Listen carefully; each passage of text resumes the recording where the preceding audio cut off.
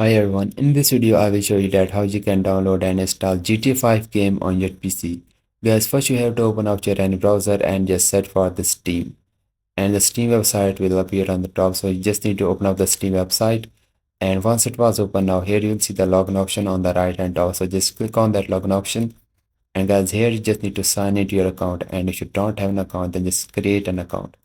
And once you create the account, then click on the install Steam option you are seeing on the top. And guys, here just download the Steam and install it into your PC. Guys, this is very simple and easy. Then just open up the Steam, log into your account, then just click on the top search box and just type in the GTA 5.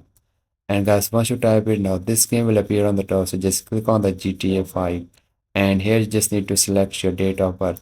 So I can just select any randomly, then just click on the view page option, and here you just need to scroll down and you will see the option of add to cart.